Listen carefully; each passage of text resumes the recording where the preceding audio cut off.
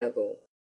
For a few minutes he stroked the dog's ears in silence and looked at the fire. The Earl watched him.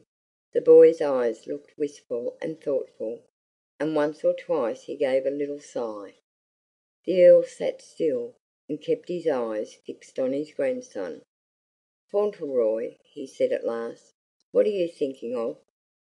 Fauntleroy looked up with a manful effort at a smile.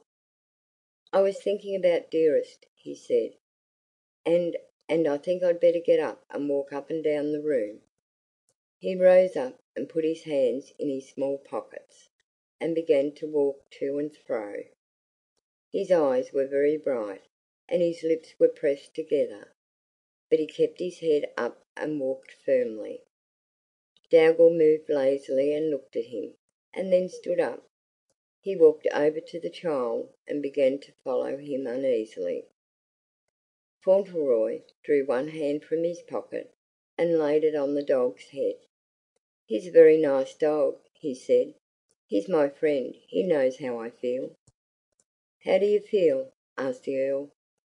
It disturbed him to see the struggle the little fellow was having with his first feeling of homesickness, but it pleased him to see that he was making so brave an effort to bear it well. He liked this childish courage. "Come here," he said. Fauntleroy went to him. "I never was away from my own house before," said the boy, with a troubled look in his brown eyes. "It makes a person feel a strange feeling when he has to stay all night in another person's castle instead of his own house. But Dearest is not very far away from me. She told me to remember that. And I'm 7, and I can look at the picture she gave me." He put his hand in his pocket and brought out a small violet velvet covered case. "This is it," he said. "You see, you press this spring and it opens, and she is in there." He had come close to the Earl's chair, and as he drew forth the little case, he leaned against the arm of it, and against the old man's arm too, as confidingly as if children had always leaned there. "There she is," he said, as the case opened, and he looked up with a smile. The Earl knitted his brows.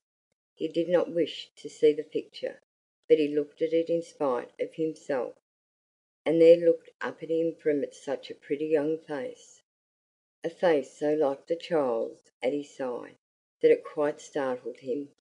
"I suppose you think you are very fond of her," he said. "Yes," answered Lord Fauntleroy, in a gentle tone, and with simple directness. "I do think so, and I think it's true. You see, Mr. Hobbs was my friend, and Dick and Bridget and Mary and Michael, they were my friends too. But Dearest, well, she is my close friend, and we always tell each other everything. My father left her to me to take care of, and when I am a man I am going to work and earn money for her." "What do you think of doing?" inquired his grandfather. His young lordship slipped down upon the hearth-rug, and sat there with the picture still in his hand. He seemed to be reflecting seriously before he answered. "I did think perhaps I might go into business with Mr. Hobbs," he said. "But I should like to be a president." "We'll send you to the House of Lords instead," said his grandfather. "Well," remarked Lord Fauntleroy, "if I couldn't be a president, and if that is a good business, I shouldn't mind. The grocery business is dull sometimes." Perhaps he was weighing the matter in his mind, for he sat very quiet after this, and looked at the fire for some time.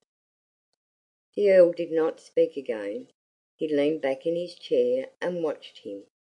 A great many strange, new thoughts passed through the old nobleman's mind. Dougal had stretched himself out and gone to sleep, with his head on his huge paws.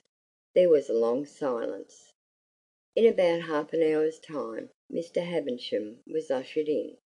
The great room was very still when he entered. The Earl was still leaning back in his chair.